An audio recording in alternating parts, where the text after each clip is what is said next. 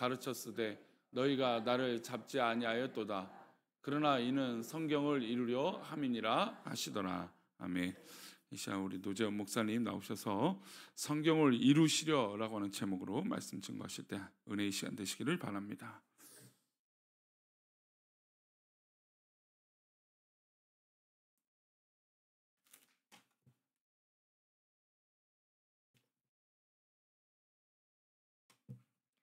기도하겠습니다. 하나님 아버지 말씀에 온전히 순종하신 예수님이 육신으로 보내신 마지막 일주일을 기념하며 또한 예배할 수 있도록 인도해 주시니 감사합니다. 이 예배를 통하여 다시 한번 고난당하신 예수님에게 우리의 시선이 맞춰지도록 인도해 주시고 십자가로 승리하신 예수님이 내 삶의 기쁨이 되게 하시옵소서. 말씀을 통해 고난당하신 예수님의 마음을 다시금 깨닫게 하시고 예수님을 따라가는 믿음의 사람이 되게 하시옵소서. 예물을 하나님께 드립니다. 기쁘게 받아 주옵시고 여러 감사의 제목과 간구의 제목을 달아 드리오니 응답해 주시고 하나님의 섭리를 경험케 하시옵소서. 이제 말씀의 은혜를 사모하며 귀를 열 때에 말씀이 우리의 양식이 되게 하시고 우리 마음판에 새겨지게 하시고 말씀의 거울 앞에 바로 서게 하시옵소서. 이 모든 말씀 예수님의 이름으로 기도합니다. 아멘. 아시다시피 이번 주간은 고난 주간입니다. 한국 교회는 전통적으로 부활절 전 한 주간을 고난 주간으로 지키고 있죠. 고난 주간이 뭐겠습니까? 예수님이 십자가에서 달리신 그 고난의 의미를 생각하면서 묵상하면서 한 주를 의미 있게 보내자는 거 아니겠습니까? 예수님의 고난이 어느 시점부터 시작됐는가? 도대체 태어나서 돌아가시기 전까지 딱 어느 시점부터 고난을 받으셨냐?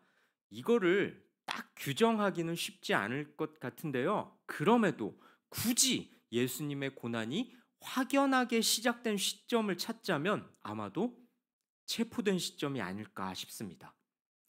그래서 오늘은 예수님이 체포되시는 장면을 보면서 고난주간을 통해 우리에게 주신 교훈을 상고하고자 합니다. 이번 주일은 부활주일이지 않습니까? 오늘 본문을 잘 가슴에 새긴다면 부활의 감격과 기쁨이 더 생생하게 성도님들 가슴에서 역동할 겁니다. 말씀을 볼까요? 마가복음 14장 43절입니다. 함께 읽습니다.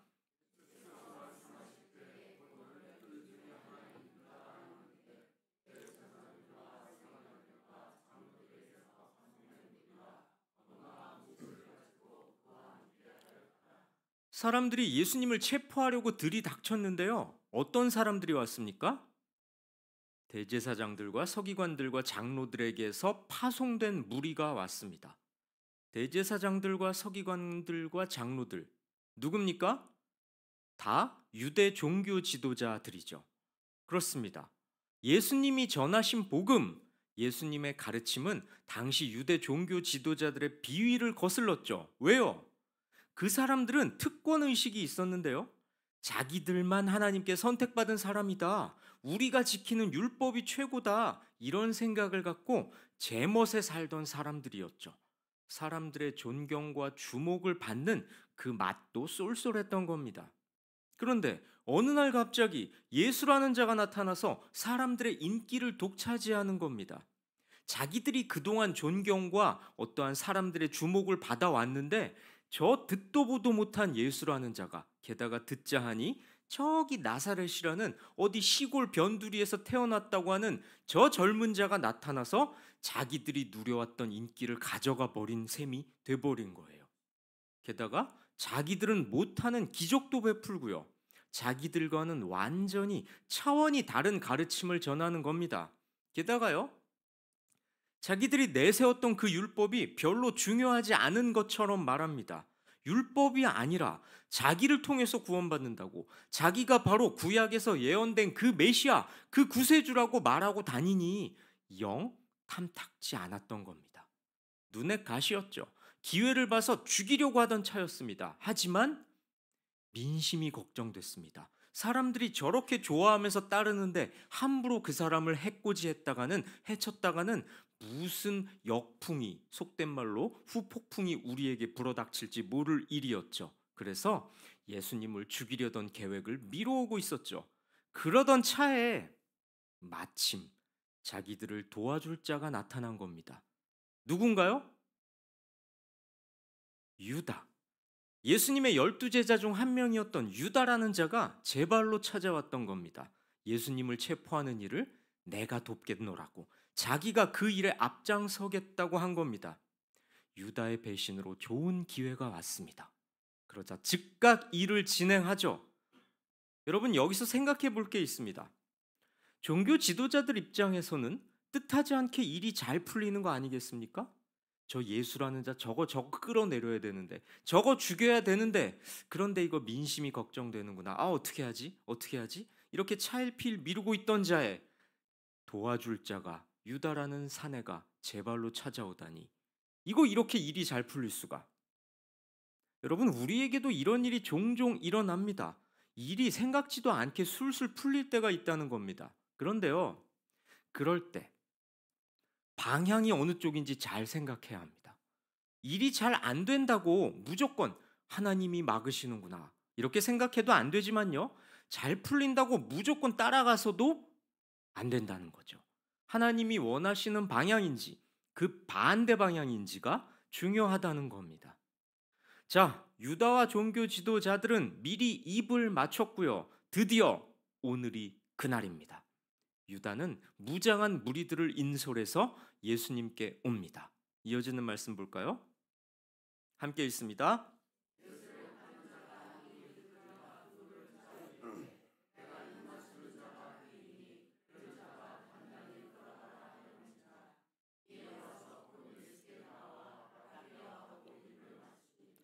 예수님께 입맞춤을 하는데요. 왜 그랬을까요? 무장한 무리들한테 이 사람이 예수다 신호를 보냈던 겁니다. 이미 그렇게 작전을 짰던 거죠. 그런데요, 당시 입맞춤이란 친근함과 존경의 표시였거든요. 주님을 향한 사랑의 인사가 주님을 배신하는 군호가 되어버린 겁니다. 예수님의 제자 유다는 예수님을 따름으로 영원한 생명의 복을 얻을 수 있었지만 어리석게도 예수님을 배반합니다. 영생의 복이 아니라 마귀와 그 추종자들에게 예비된 곳을 선택하죠. 그렇습니다. 유다는 십자가 대신 검과 몽치를 드는 길을 선택합니다. 전에는 주님을 따르는 제자 중 하나였지만 이제는 주님을 팔아넘기는 자가 됐습니다. 유다는 주님을 따랐지만 그 길을 바라지는 않은 사람이었습니다. 어쩌면 유다가 여지껏 예수님을 따랐던 이유는 예수님의 가르침, 그분의 복음에 이끌려서가 아니라 예수님이 왕이 되시면 자기도 그 밑에서 한 자리 차지할 수 있지 않을까? 이런 욕망 때문이었을지도 모르겠네요. 3년 정도 예수님 따르면서 고생을 했으니 장차 예수님이 로마를 무찌르고 이스라엘의 왕이 되시면 그동안 고생했던 나에게 큰 보상이 있을 거야.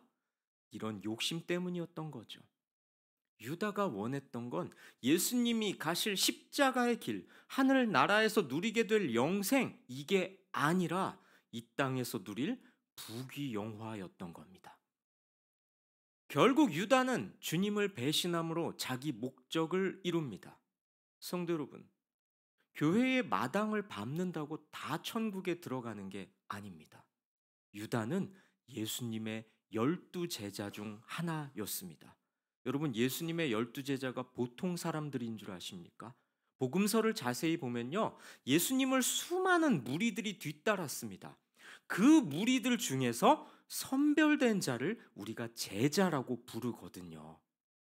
그 12제자 중에 한 사람 유다가 주님을 배신했다는 겁니다. 속에는 다른 꿍꿍이가 있었던 거고요. 주님을 따르는 길보다 내 욕망을 따르는 길을 선택했다는 겁니다. 여러분, 교회를 드나드는 이들은 너무나 많습니다. 욕망을 위해 주님을 따르고 있는 것은 아닌가 자문해 보셔야 합니다. 유다의 입맞춤은 존경과 사랑의 표시가 아니라 예수님을 해치는 것이었죠. 내 행동이 주님을 위한 것인지 아니면 주님을 배반하는 것인지 확인하고 점검해야 합니다. 자, 그런데요, 우리 예수님께서는 이제 어떻게 하실까요? 이어지는 말씀 볼까요? 함께 읽습니다. 그들이 예수께 손을 대어 잡거늘 순순히 체포당하십니다. 유다를 앞세워 찾아온 무리들에게 순순히 붙잡히신 거죠. 존경의 입맞춤을 군호로 삼고 가식적인 인사로 다가오는 제자를 묵묵히 받아주십니다. 저항하지도 위협하지도 않으시죠. 무리들의 치밀한 계략에 넘어가신 게 아닙니다. 다 끝났구나, 체념하신 것도 아니죠. 하나님 아버지의 때가 됐기 때문입니다. 당신이 십자가에 달리시는 게 당신을 보내신 하나님 아버지의 뜻이었고요. 이제 그 때가 된 겁니다. 예수님의 걸음은 이렇게 늘 하나님의 뜻을 향했고 굽힘 없이 의연했습니다. 하나님의 뜻이 좁은 길이어도 돌아서는 법이 없었습니다. 예수님은 무리들의 위협에 어쩔 수 없이 굴복하신 것도 아니었습니다. 그럼 왜 이렇게 무력하게 잡히셨을까요? 예수님이 힘이 없으셨을까요? 죽은 사람도 살리시는 분이 이깟 무리들을 물리칠 물리적 힘이 없으셨겠습니까? 예수님이 이렇게 순순히 붙잡히신 이유는 이어지는 말씀에서 알 수 있습니다. 말씀 볼까요? 함께 읽습니다.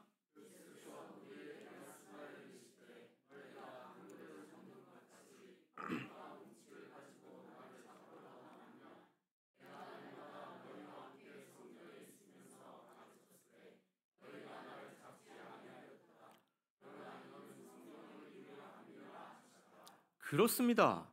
예수님은 검과 몽치에 굴복하신 게 아니라 뭐 하시려고? 성경 말씀을 이루시기 위해 잡히셨습니다. 구약성경 이사야 53장 12절은 이렇게 말씀합니다. 제가 읽겠습니다. 여기 있네요. 함께 읽으십시다. 그리스도가 죄인 중 하나로 여김을 받을 것이라. 구약에 이미 저렇게 예언되어 있었다는 거죠.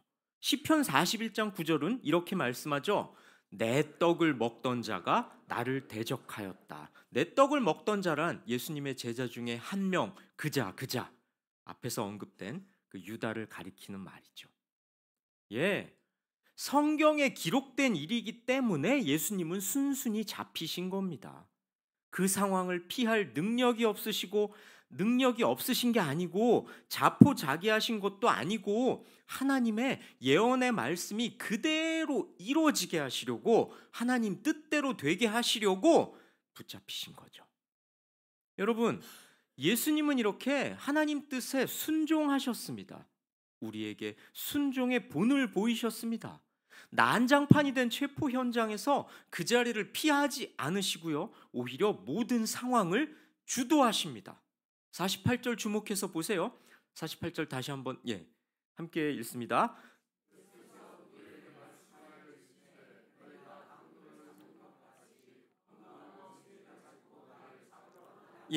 너희가 강도를 잡는 것 같이 검과 몽치를 가지고 나를 잡으러 나왔느냐?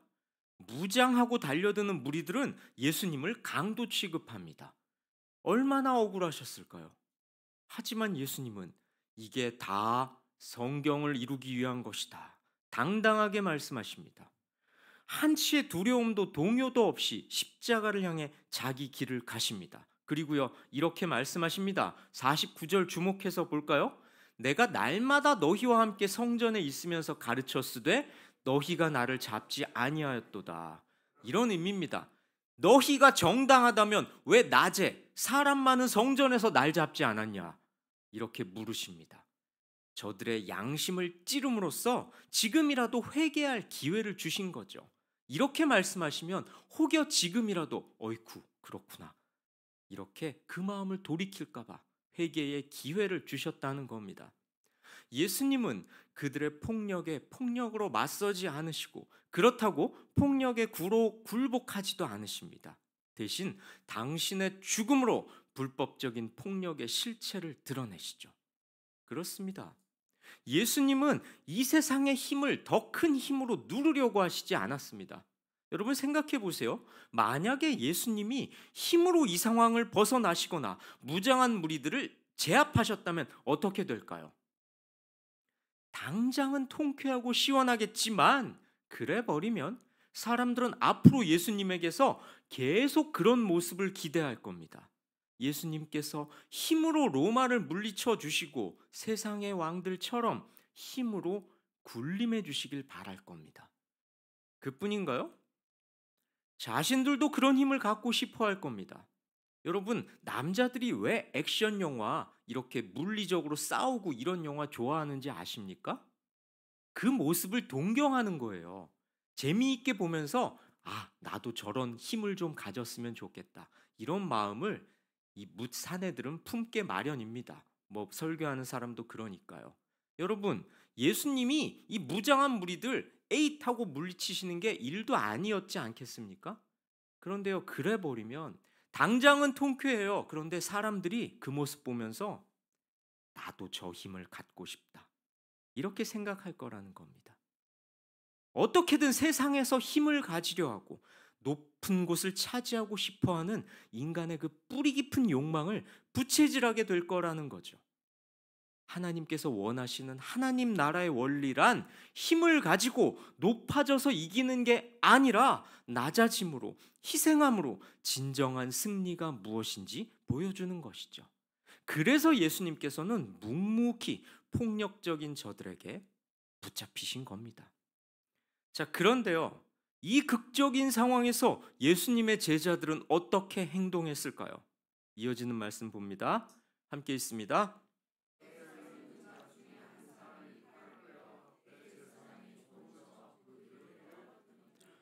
곁에 서 있는 자란 제자들을 말하는 건데요. 예수님의 제자 중 한 명이 칼을 꺼냅니다. 무장한 무리 중에 한 명에게 공격을 하죠. 귀가 잘렸다고 할 정도니 중상을 입힌 거 아니겠습니까? 이게 누굴까요?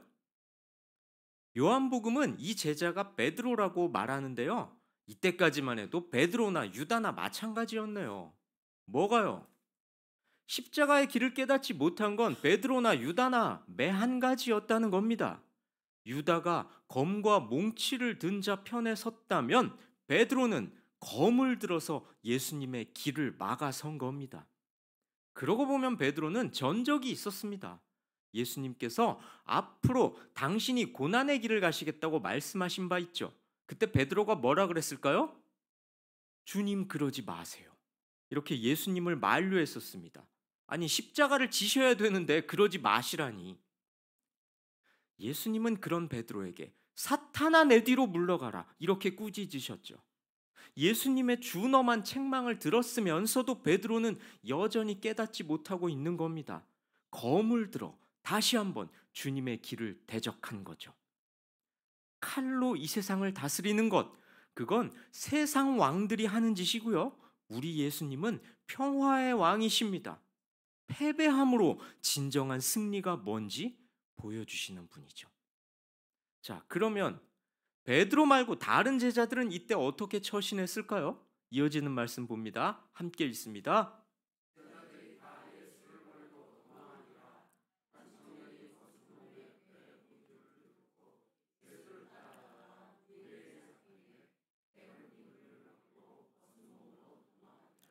제자들은 다 예수님을 버리고 도망합니다. 예수님을 버릴 거라는 말씀에 그렇지는 않다고 큰 소리치던 제자들 아닙니까? 끝까지 예수님의 곁을 지키겠다던 결기는 온데간도 없이 사라져버리고 황급히 다들 도망을 가버리죠. 제자 중에 한 명은 알몸으로 도망갈 정도였습니다. 자기 목숨 부지하기 위해서였죠. 깨어 기도하라는 예수님의 간곡한 당부에도 밤새 잠만 자던 제자들 아닙니까?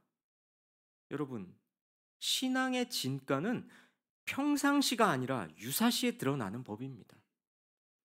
긴박한 순간, 위기의 순간에도 주님을 떠나지 않는 것, 그것이 믿음이죠.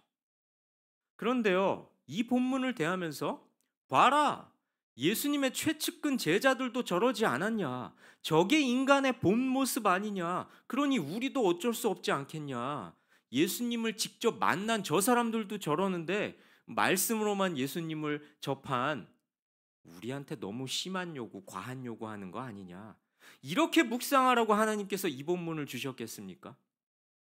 우리에게 필요한 건 예수님 곁에 있겠다는 호언장담이 아니라 늘 말씀 앞에 자신을 쳐서 복종시키는 것이겠죠. 그리할 때 내 인생에 위기가 닥치더라도 하나님이 기뻐하시는 길에서 이탈하지 않을 수 있을 겁니다. 성도 여러분, 예수님을 따르는 것이 뭔지 바로 알고 단단히 마음 먹어야 합니다. 주님을 믿고 따른다고 해서 좋은 일만 생기는 건 아닙니다. 어쩌면 주님을 따르는 일이란 세상과는 등을 지는 일이죠. 세상의 오해를 사는 일입니다. 많은 사람들이 가고자 하는 넓고 편한 길이 아니라 좁은 길을 가는 겁니다. 그리고 그 길을 우리가 굳이 가야 하는 이유는 우리의 주님이신 예수님께서 몸소 본을 보이셨기 때문입니다. 그리고 그 길을 따라가는 자에게 영원한 생명을 약속하셨기 때문입니다. 성도 여러분, 오늘 본문은 붙잡히신 예수님의 모습을 보여줍니다. 무장한 무리가 유다의 신호에 맞춰서 예수님을 붙잡았죠. 저항하는 제자도 있었지만 예수님은 그러지 않으셨습니다. 하나님의 뜻에 순종하기 위해 순순히 붙잡히시죠. 그리고요, 큰 소리 치던 제자들은 예수님을 버리고 다 도망합니다. 어쩌면요, 폭력으로 맞서길 거부하시는 예수님을 보면서 싸울 의지를 상실했을 수도 있겠네요. 하지만요, 그들은 예수님의 방식을 깨닫지 못했던 겁니다. 폭력에 굴복하지 않으심으로 폭력의 실체를 드러내시고 진정한 승리가 뭔지, 하나님 나라의 법칙이 뭔지 보여주시려는 주님의 뜻을 깨닫지 못했던 거죠. 세상의 무기와 혈기로 대처했던 베드로처럼 우리가 힘을 추구한다고 한들 그것으로는 이 세상을 돌파할 수 없습니다. 악한 세상의 도전에 맞설 수도 없죠. 하나님 나라는 어떻게 세워집니까?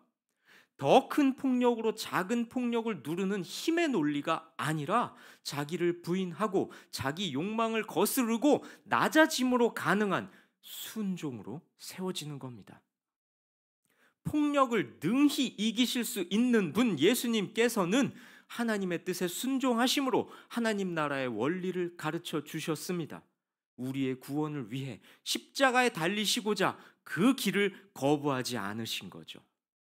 얼핏 무기력하고 맥 빠진 지도자처럼 보일 수도 있겠습니다. 하지만 순종의 본을 보이심으로 우리를 그 길로 초대하셨습니다. 그리고 지금도 여전히 우리를 향해 당신의 길을 따라오라고 말씀하고 계십니다. 이 말씀 앞에 올바르게 반응해서 하나님이 원하시는 자기 부인의 길, 십자가의 길을 가시기 바랍니다. 붙잡히신 예수님이 내 인생을 붙잡으시도록 순종의 삶을 그분께 보여드립시다. 이 말씀 앞에 결단하는 이에게 우리의 부활절은 더 큰 감격과 기쁨으로 주어질 겁니다. 부활을 믿는다면, 부활을 정말로 믿으신다면, 그 부활의 주님이 나의 주님이심을 믿는다면 이 세상에서 죽는 걸 두려워하지 않고 순종의 길을 걸어가실 수 있을 겁니다. 이 말씀을 가슴에 새기시고 주님을 따라 순종의 길을 걸어가시길 주님의 이름으로 권면하고 축원합니다. 찬양하시면서 우리 함께 기도하십시다.